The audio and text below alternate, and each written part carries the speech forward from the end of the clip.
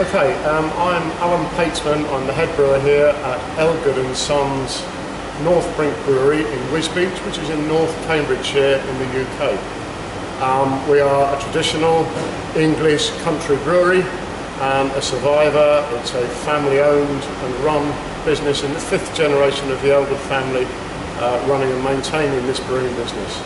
We're very much in the market of traditional UK cask beer, but as things have changed over the years, we've begun to look at other styles of beer brewing, particularly with a view to getting some products out which are going to have a unique side to them and a unique appeal to the American market. So one of the things that we've looked at is to use the equipment that we have here, and behind me are these two open cooling trays. They date, I guess, from about the 1920s, although we're not exactly sure. And these open cooler trays were used in every brewery in the UK as the main method of taking the heat out of the boiled, hopped wort before fermentation.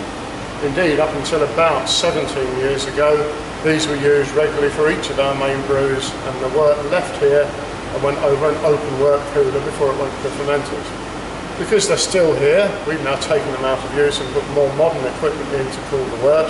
It gives us the opportunity to have a look at different styles of brewing, as I said before.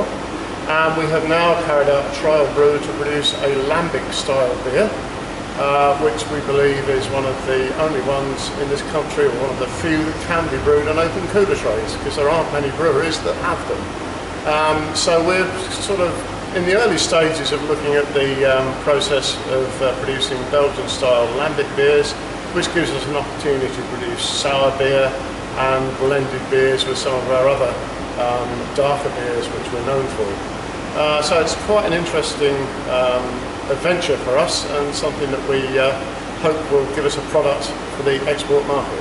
And when did you do your first batch? Our first batch was brewed in the middle of April this year, and it's down in the tank, and we can go and have a look at that and try some later, see what you think. But it's very much like being pregnant, I'm told, because it takes several months to actually get a final product. So as a traditional ale brewer, where I brew something on one week and can taste it the next, it's a bit frustrating. Right.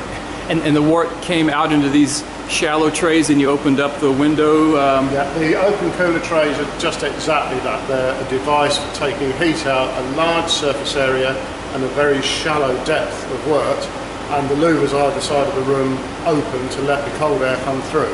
And any wild yeast in the air floats in? Microflora might be there, yeah. So in a traditional ale brewery, we want our brewer's yeast to do the fermentation. For this style of brewing, we want it to be truly spontaneous. So it's the blend of wild yeast, Brettanomyces in particular, and there are several strains of those, and also the lactic acid bacteria and other bacteria that are floating about in the air. So this is why I'm told in Belgium you have a brewing season for lambic beers, because the mix of wild yeast and the ratio of wild yeast to bacteria is wrong during the hot months. Okay, so that's why I'm told you have a brewing season.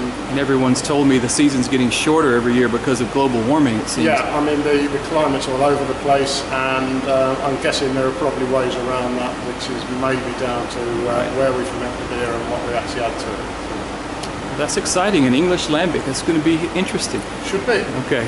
Thank you very much. Okay.